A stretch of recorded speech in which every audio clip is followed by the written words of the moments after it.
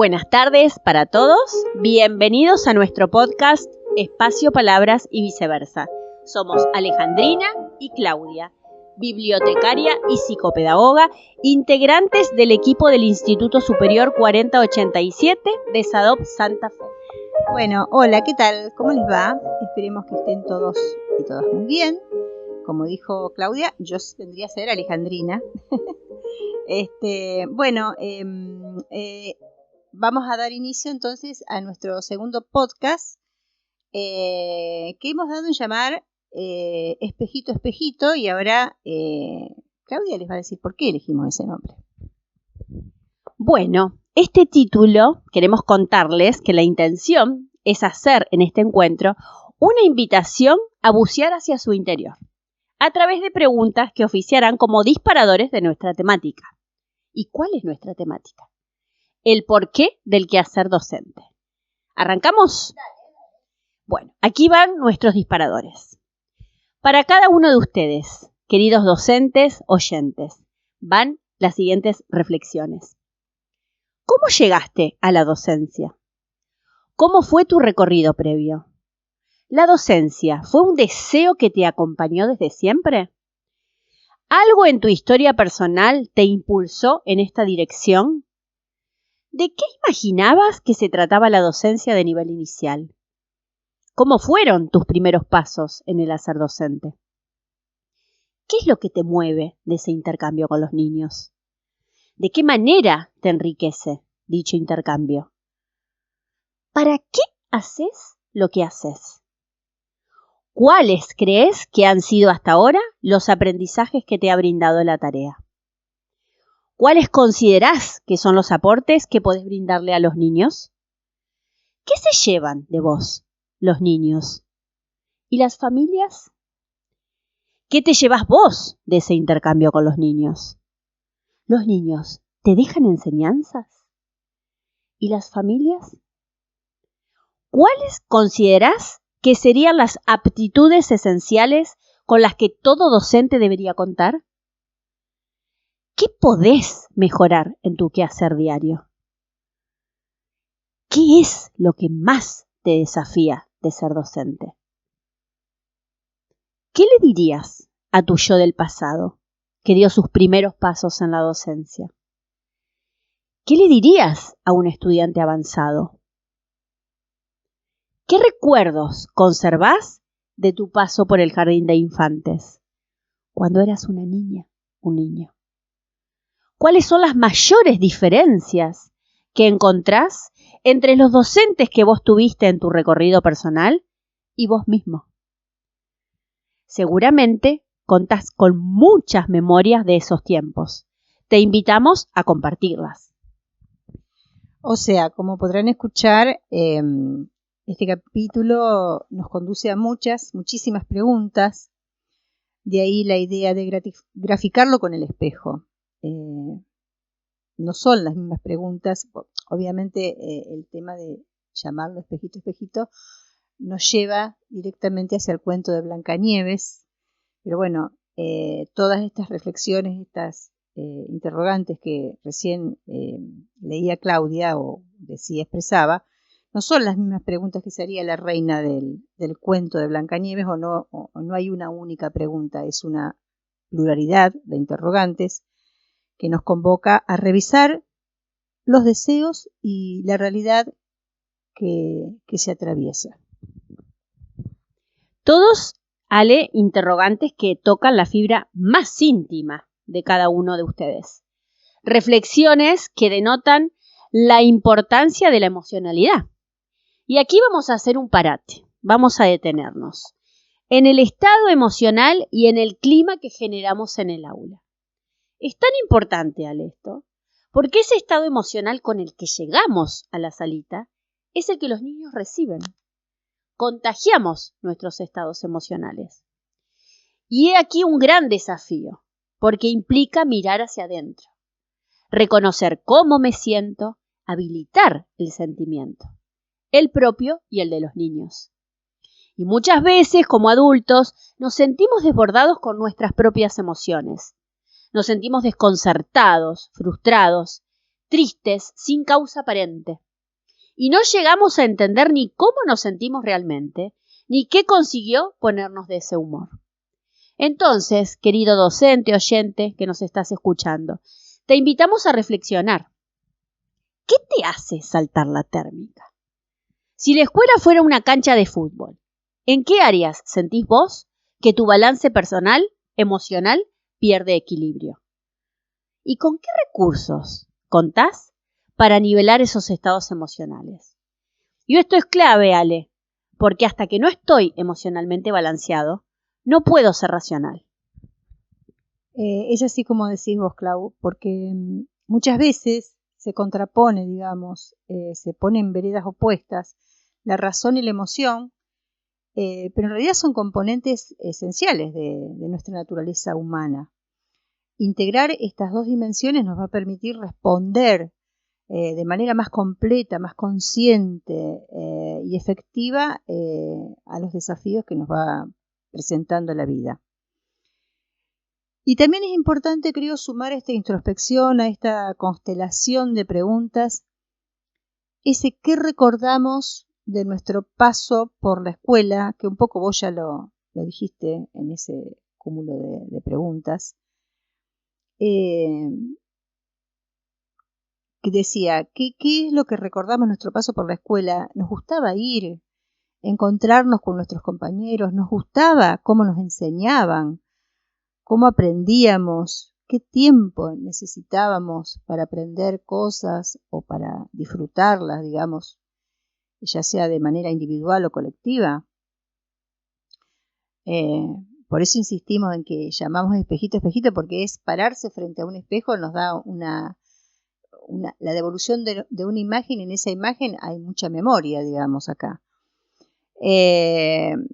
Andrea Aliot, que es una investigadora en formación docente y doctora en ciencias de la educación por la UBA, sostiene que la experiencia previa de quienes eligen enseñar influye de forma decisiva en sus prácticas pedagógicas.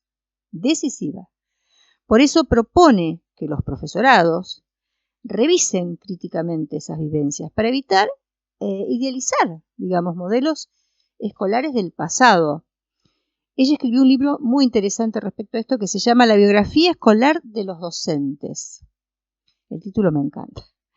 Aliot plantea que muchos aprendizajes adquiridos de manera implícita durante la escolaridad, más que la formación formal, determinan cómo los docentes entienden la enseñanza, el aprendizaje y los roles en el aula. Por eso considera clave repensar la formación docente para que brinde herramientas acordes a los desafíos actuales. Quienes se forman como docentes llegan al profesorado a veces con una historia escolar que influye realmente muchísimo en sus prácticas, y al volver a la escuela como maestros resurgen esos recuerdos, esos modelos aprendidos en su propia experiencia como alumnos y alumnas. Estos referentes, sin embargo, muchas veces no se ajustan a las demandas actuales, ya que la escuela ha cambiado, profundamente en las últimas décadas. Y vos en algún momento decías, nos sentimos desconcertados cuando llegamos, ¿no es cierto?, a iniciar la jornada escolar. Nos sentimos desconcertados, frustrados, tristes, sin causa aparente. Y yo agregaría sin causa y con causa, porque también es pertinente señalar que enseñar hoy implica comprender una realidad muchísimo más compleja en las que las viejas estructuras conviven con nuevas dinámicas. Por eso es clave revisar críticamente las imágenes del pasado que aún nos condicionan, como el maestro estricto o el profesor inspirador, y confrontarlas con los desafíos del presente. Las idealizaciones escolares pueden dificultar la comprensión profunda de lo que significa enseñar hoy. Ya que estamos hablando de recordar y estamos invitando también a los oyentes a realizar este ejercicio, vamos un poquito a abrir también con nuestros propios baúl de recuerdos, ¿no? ¿Cómo recuerdas a tus maestras, Clau? Seguramente algunas quedaron más que otras. Bueno, contanos. Así es, Ale, como vos lo decís, se quedaron en este baúlcito de los recuerdos, en esta memoria emocional, muchas experiencias y muchos intercambios con docentes y diferentes tipos de docentes. Vamos a arrancar por el recuerdo más grato que tengo. Corría allá hace muchos años una escuela primaria en la que yo iba, en una escuela solamente de niñas. En aquella época existía la materia que se llamaba actividades prácticas, también conocida como labores. Y recuerdo en una oportunidad, yo iba a un grado muy numeroso, más de 40 nenas, con el detalle de que era la única zurda en todo el grado. El resto de mis compañeras eran todas diestras, como la senio de actividades prácticas, que también era diestra. Y nos estaba enseñando esta señorita a tejer con 2 agujas, para lo cual para mí era bastante dificultoso. Y recuerdo una amorosidad, una paciencia y una dedicación por parte de esta maestra para que yo pudiera ir comprendiendo cómo era este hacer del tejer con las 2 agujas. Esa es una experiencia que recuerdo mucho. Y mirá que pasaron un montón de años, pero lo tengo súper fresco. Y por otro lado también tengo otro recuerdo que no es tan grato como el que anteriormente acabo de compartir. También corría la educación primaria. Yo era muy chiquita, creo que estaba en primer grado. Y bueno, imagínate, pongámonos en el lugar de esa niña, en este caso primer grado, muy chiquitita, muy menudita.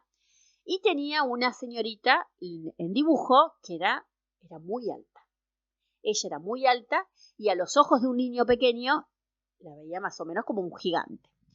Y recuerdo una ocasión que sin querer con mi mocasín escolar la pisé y fue un gigante que se acercó rápidamente hacia mí, desde la altura bajó, se puso a mi altura y me pegó un grito, Ale, que me dejó absolutamente congelada. Y como te digo, pasaron muchos años y esa experiencia, ese recuerdo yo lo tengo muy vívido.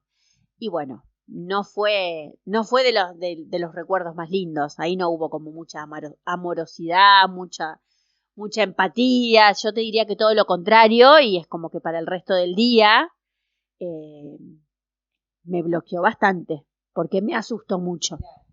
¿Vos, Ale, tenés algún recuerdo para compartirnos? Bueno, mira, yo también voy a recurrir a una anécdota linda, digamos, feliz, y otra no tan feliz. Vamos a empezar también por la que recuerdo con más cariño, que bueno, una vez la señorita estaba, creo que en tercer grado, o cuarto, no me acuerdo bien, había propuesto una lectura determinada que teníamos en el manual. Teníamos que practicarla en casa y después, bueno, al otro día se hacía como una especie de, no sé si llamarlo competencia, pero bueno, un poco para compartir también, para empezar a entrenarnos en la lectura para los demás, digamos, bueno, o sea, de una experiencia de lectura íntima, devolverla para el grupo de los chicos, para nuestros compañeros, digamos. Bueno, y yo me acuerdo que la había estudiado en casa, la había repasado muchísimo, qué sé yo, y estaba muy motivada por leerla. Cuando llega el momento, empiezo a leer y me sale muy mal. O sea, me trababa mucho, bueno. La señorita proponía que después de cada lectura, bueno, hicieran como una votación a ver quién era el que había leído mejor, qué sé yo. Hoy a lo mejor uno lo miraría eso como que esa competencia, digamos, pero no, por el momento no se vivía como una cosa así, una mala propuesta, digamos, que estaba, era también un poco aprender a soltarnos y todo eso mientras leíamos. Me acuerdo que muy poquitos levantaron la mano y yo me sentí muy mal, porque yo dije, claro, si leí horrible, la verdad que bueno. Sin embargo, la señorita me dijo, no te hagas problema, yo voto por vos. Y a mí ese voto, realmente un voto de confianza, de apoyo y de amor, realmente me ayudó muchísimo. Esa sería la anécdota feliz. La anécdota no tan feliz es que estábamos una vez en una prueba que había llegado de vicedirección. En ese momento las pruebas que llegaban no eran en fotocopia, sino a través del mimeógrafo, se llamaba, que bueno, dejaba mucho que desear la impresión, digamos, de las palabras, digamos, bueno, y yo me acerco para preguntarle ingenuamente a la maestra qué decía, por ejemplo, la pregunta 2, y ella se da vuelta y me tira los pelos, o sea, ese desconcierto, ¿no? Y ese temor al que vos decías también, que como uno le queda, pero porque el desconcierto también tiene que ver con esa cosa injusta, digamos, porque, o sea, yo fui a preguntar algo que no entendía y esa fue su respuesta, digamos. Pero bueno, en esa época, muchísimos años atrás, estaba legitimado de pronto que el docente pudiera, qué sé yo, dar un coscorrón o un tirón de pelo, como en este caso, bueno. Pero para mí fue espantoso, o sea, fue una cosa que no estaba acostumbrada. Y yo ahí, bueno, quedé sumamente paralizada, anulada, seguí con la prueba, esa respuesta no la contesté porque no la entendía, y cuando terminamos, qué sé yo, no sé si salimos al recreo o algo así, yo me largo a llorar y mis compañeros, que eran divinos, me dijeron una cosa que hasta el día de hoy también me acuerdo, dice, no, pero no te das problema, Ale, porque eso se lo hace a todo el mundo. O sea, estaba realmente institucionalizado, naturalizado, digamos, esa cosa de golpear, digamos, al tremendo, porque bueno, afortunadamente eso ya no se hace, porque naturalmente uno no aprende de esa manera, lo único que hace es generar, digamos, una respuesta de mucho miedo, digamos, frente inclusive no solamente a no saber, sino a preguntar cualquier cosa, porque uno dice, bueno, qué sé yo, pregunto algo que no sé, no para molestar, pero bueno, esos son mis recuerdos de mi paso por la escuela primaria. Lo que más recuerdo, después hay un montón de cosas que realmente me gustaba ir a la escuela, me gustaba compartir con mis compañeros y todo. Bueno, como dijimos entonces, Clau, la escenografía pedagógica ha cambiado mucho. Hay un libro muy interesante que se llama Maestras Argentinas, entre mandatos y transgresiones, que es del 2020. Este libro habla sobre estas transformaciones, un libro que narra la historia, digamos, de la docencia argentina, y a través de estas biografías recorren la docencia desde la colonia hasta la actualidad. Está escrito por 90 autores, es decir, es un trabajo colectivo, digamos, ¿no? Y aparte, cada docente que narra, digamos, su experiencia pertenece a distintos ámbitos del país. Por supuesto, como siempre decimos que todo lo que vamos haciendo referencia acá en nuestra plataforma la vamos a subir. Decía entonces que el escenario escolar ha cambiado mucho. Hoy, por ejemplo, las pantallas ocupan un espacio enorme en los cuerpos, las mentes, la manera de interpretar lo que se ve, ese secuestro, perdón por la palabra, pero es a veces uno cuando está frente a una persona parece que no está ahí, digamos, ese secuestro que practican sobre la atención y muchos etcéteras extras.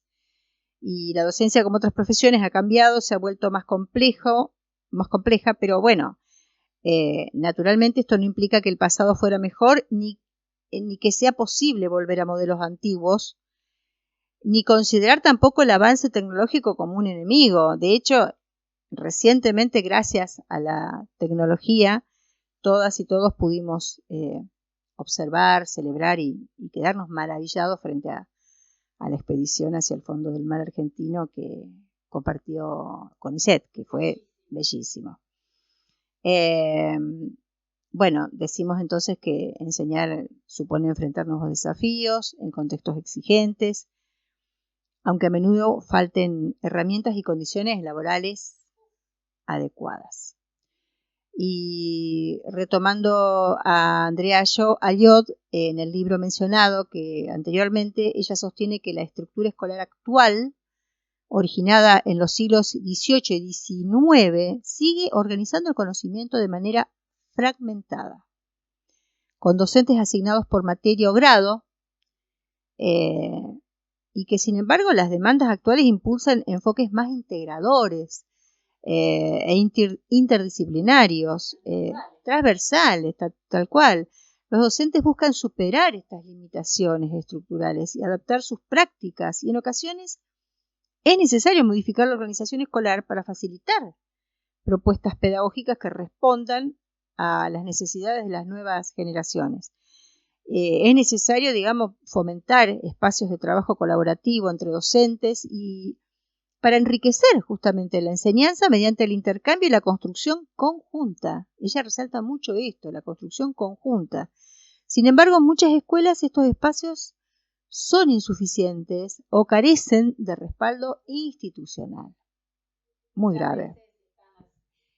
Muchas veces están las intenciones por parte de los docentes, pero cuando no hay un acompañamiento de arriba, la tarea se hace muy engorrosa, muy cuesta arriba, y los docentes también deben sentir mucha impotencia. Naturalmente, esa es la palabra. Superar esta visión va a implicar promover experiencias de coenseñanza, proyectos integradores y un uso más flexible de los espacios escolares. Y naturalmente se promueven otros climas de aprendizaje. Así es, Ale. Estas condiciones influyen profundamente en el quehacer pedagógico. Pero es importante tomar conciencia que necesitamos generar un clima positivo en el aula, donde los niños esperen con ansias, con alegría, la llegada de su seño. Un clima emocionalmente equilibrado, porque la emoción, Ale, siempre abre las puertas a los aprendizajes. Necesitamos un ambiente libre de amenazas, un ambiente que dé seguridad a los niños y docentes que tengan un registro de sus estados emocionales. No hay nada más contagioso que la emoción. Si estamos emocionados por los que enseñamos y contagiamos la emoción, estamos creando el clima justo, el clima propicio para las situaciones de enseñanza-aprendizaje. ¿Y qué sucede a estas edades cuando son tan pequeños los niños? Son emoción en estado puro. Son una bomba de emoción. No cuentan aún con la madurez biológica que les permita regular sus emociones. Ahí entran ustedes, queridos docentes, oyentes. Adultos, quienes deben ser un ejemplo de la regulación emocional. Ellos solitos a estas edades no pueden hacerlo aún. Entonces, ¿qué es lo que necesitan? Necesitan de un adulto maduro que los ayude a encauzar y modelar sus conductas. Para eso, fundamental, sentido común, es necesario que ese adulto esté regulado primero.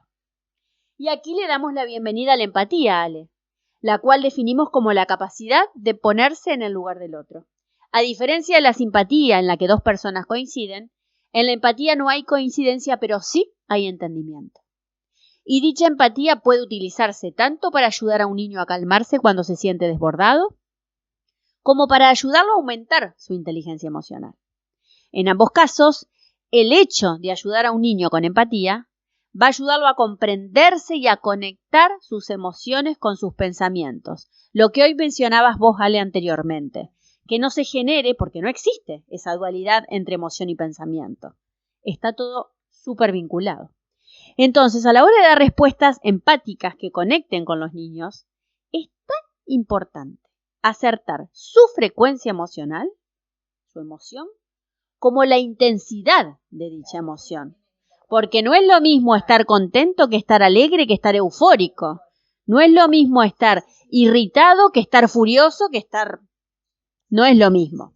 Entonces, eso habla de la intensidad de la emoción. Y tener esto siempre presente. Las emociones van a facilitar los aprendizajes. Entonces, la pregunta a continuación sería, ¿cómo podemos, en la salita, generar emociones positivas? De muchas maneras. Podemos usar el humor, las imágenes, la conversación, una canción, poesías, adivinanzas, compartiendo con los niños las inquietudes, las experiencias e ilusiones. Y una cosa más, haciendo a los niños protagonistas de sus aprendizajes, que los niños se apropien de sus aprendizajes. En definitiva, construyendo un vínculo de apego, donde el niño sabe que siempre puede recurrir a vos, donde tiene la tranquilidad de que avanza pasito a pasito, pero siempre que lo necesite, puede volver a vos. Hermoso, Clau. Bueno, viste que yo soy bibliotecaria y a mí todo lo relaciono con libros. Bueno, y nuestro podcast que se llama Espacio, Palabras y Viceversas, yo, después de lo que vos estás diciendo, le doy un valor más importante a ese encuentro que tienen de pronto los chicos con la literatura tempranamente, ¿no? Con la poesía, con la... bueno, con todo lo poético, con lo metafórico, que bueno, lo relaciona también con lo simbólico.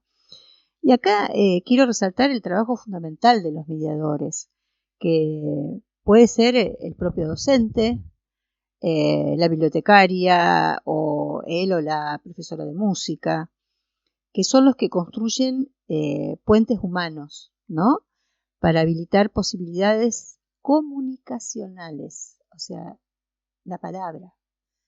La palabra es algo que el lenguaje nos construye y nos permite expresar lo que nos pasa y ver también lo que pasa a nuestro alrededor. Cuando se aprende a comunicar. Bueno, y muchas veces esos espacios a través de la literatura o que proponen, digamos, los mediadores, abre, ¿no es cierto? Abre espacios de conmoción, de pensamiento, de interpretación, de empatía que vos estás mencionando, de comprensión. Son infinitas las alquimias que se producen en estos encuentros, tanto para los alumnos como para los docentes, porque nunca se sabe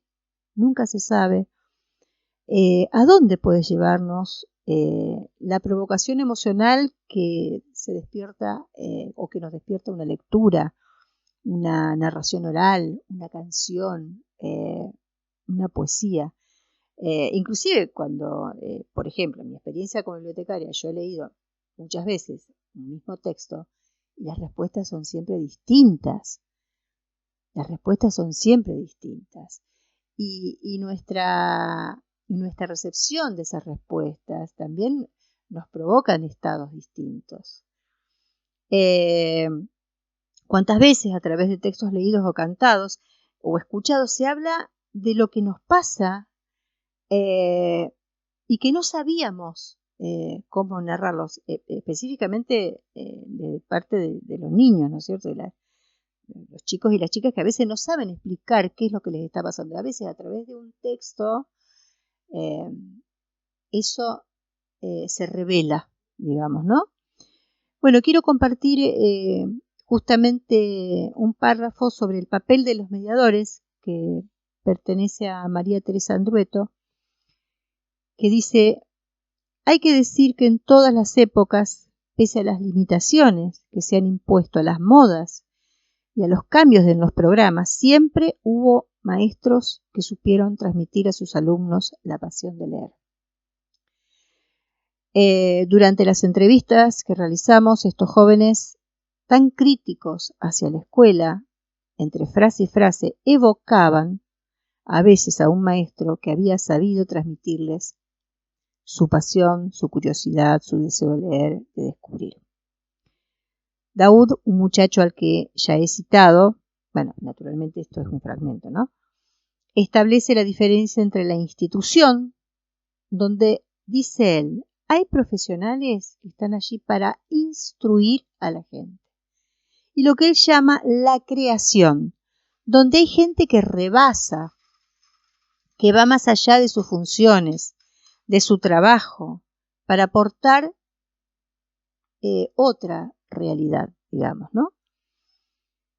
Bueno, son esos destellos, digamos, que hacen la diferencia cuando uno está en un espacio de enseñanza y aprendizaje. Esta escena la hemos visto replicar en muchas ocasiones. En un contexto atravesado por el vertiginoso avance de lo tecnológico, como decíamos, y una realidad social compleja. Como sabemos, enseñar hoy implica mucho más que transmitir contenidos. Está ese compromiso a veces que hace que se aprenda mucho más que lo que se está enseñando propiamente, ¿no? Supone poner en juego la empatía, de la cual vos hablás, la capacidad de adaptación y contar con apoyos que en muchas ocasiones, lamentablemente, no están garantizados. Esa mirada pone en foco a la figura del docente argentino, quien con compromiso y vocación muchas veces sostiene la escuela, sostiene esos espacios, pero que también demanda ser acompañado y cuidado. Igualmente hay docentes, como señala Andrueto, que a pesar de esa realidad adversa, no pueden imaginarse en otro lugar que no sea una escuela, un aula, una salita. Y también, como sostiene el filósofo Darío Stanraiver, un docente es alguien que inspira a que otro se transforme.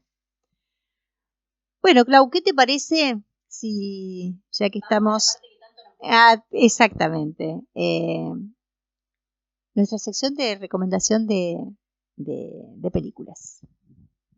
Así es, Ale. Bueno, vamos con nuestros recomendados del día, de esta tarde. Por un lado, tenemos para compartirles, queridos oyentes, la película Rojo como el cielo, del año 2006. Es una película italiana dirigida por Cristiano Bortone. Trata sobre un niño que a raíz de un accidente queda ciego y debe asistir a una escuela solo para invidentes. Está ambientada en los años 70. ¿Qué pasa con su nueva realidad? ¿Quiénes se cruzan en su vida? Este vínculo que tiene con su docente. Es una película muy poética desde su título mismo y es muy inspiradora. Súper recomendada, queridos oyentes, si no han tenido oportunidad de verla, es muy hermosa. Yo la vi hace muy poco y me pareció bellísima. Realmente basada en hechos reales. Hermosa película. Y la otra es Una escuela en Cerro Hueso, que data del año 2021, es reciente. Es una película documental argentina dirigida por la santafesina Betania Capato. Trata sobre la historia de Emma, que es una niña con autismo, y el peregrinaje de sus papás para encontrar una escuela que la contenga y la comprenda. Finalmente, dan con una escuela primaria de una pequeña ciudad a orillas del río Paraná. Esas son mis recomendaciones. ¿Ale? ¿Cuáles son las tuyas para compartir? Altas recomendaciones, Clau. Bueno, yo sigo con las mías. Hay una película, es un documental en realidad, que se puede ver por YouTube tranquilamente, está subtitulada inclusive, que se llama Pensando en los demás, es del 2003. Es un documental premiado que está dirigido por el japonés Noboru Katsu, espero estar diciéndolo bien.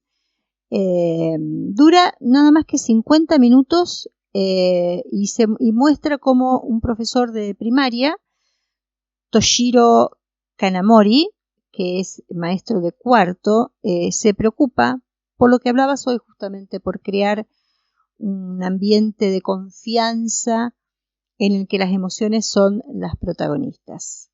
También quiero recomendar un corto muy lindo que se llama Naturales. Es un corto español que rinde homenaje a la educación y a la labor docente. Es del 2015 y está dirigido por David Ulloa. Y creo que vos tenías algo más, me habías comentado algo. Lo estaba olvidando, gracias Ale por recordarlo. Tenemos también una charla a José Antonio Fernández Bravo, el doctor en Ciencias de la Educación, tiene un extensísimo currículum. Para él la pregunta fundamental no es cómo de bien realizan los niños y las niñas los ejercicios que hacen, sino cuánto bien les hacen a ellos los ejercicios que realizan. Imperdible esta charla. Bueno, muchas cosas para ver, para leer, para escuchar.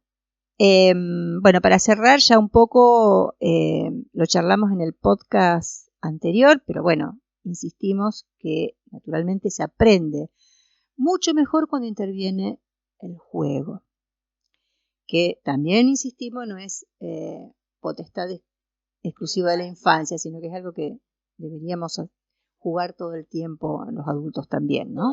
Toda la vida, exactamente.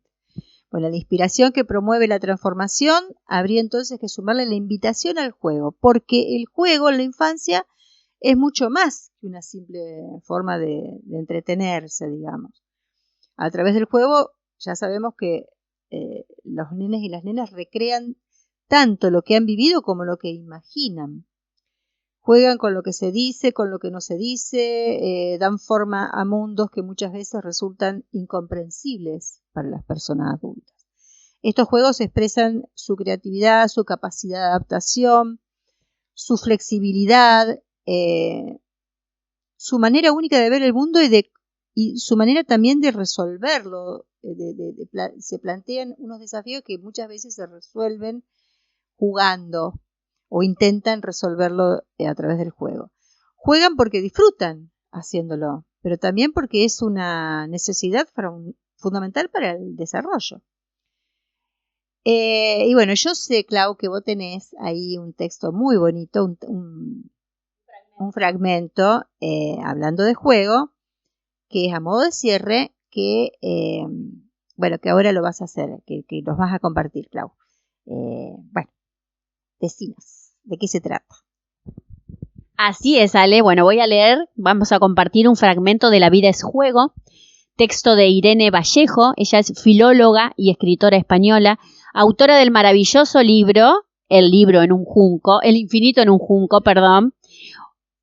un ensayo sobre la invención del libro, publicado en el año 2019. Delicioso.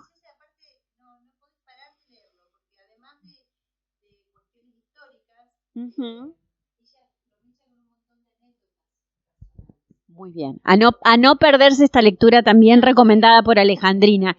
Y haciendo nuevamente el recordatorio para todos nuestros oyentes que todo esto que estamos compartiendo lo van a encontrar en nuestra plataforma del ISPI. Ahora sí, vamos con la lectura del fragmento, ¿vale? La vida es juego, de Irene Vallejo. Con el tiempo, averiguamos que la palabra escuela procede del griego schole, que significa ocio, tiempo libre. Nuestros antepasados pensaban que las horas de estudio son un recreo para uno mismo, frente al trabajo que te pone al servicio de un amo o del dinero. En latín, studium se traduce por afición, mimo, y la voz ludus, de la misma familia que la ilusión, servía para nombrar a la vez el juego y la escuela. En la división entre descanso y tareas, aprender pertenecía al terreno de la libertad y la diversión. La escuela antigua no siempre supo estar a la altura de ese risueño ideal, pero ya Sócrates y los sofistas entendieron la enseñanza como disfrute y diálogo. Siglos más tarde, Epícteto señaló una paradoja esencial. Necesitas cierta ligereza para jugar con solidez. En los grandes campeonatos, quienes se muestran agobiados por el acontecimiento, obsesionados por la victoria, pierden brillo, gozo y alborozo. Aceptar con alegría el riesgo del error permite explorar la mejor versión de cada persona. Nuestra obsesiva cultura del éxito detesta la derrota, cuando es la higiene básica de la partida. Este empecinamiento añade una presión innecesaria que destruye la libertad de experimentar y arriesgar. En esta época de grandes desafíos, ansiedad creciente y medios menguantes, quienes se dedican a la enseñanza deben afrontar cada día auténticos ejercicios de equilibrismo y malabares. Para que su trabajo no se convierta en campo de batalla, sino de juego, como querían los antiguos, necesitan apoyo y recursos. Hemos colocado sobre sus hombros una enorme responsabilidad y nos corresponde ofrecerles deportivamente confianza, compañerismo y cordialidad, sin olvidar que escuela significa recreo.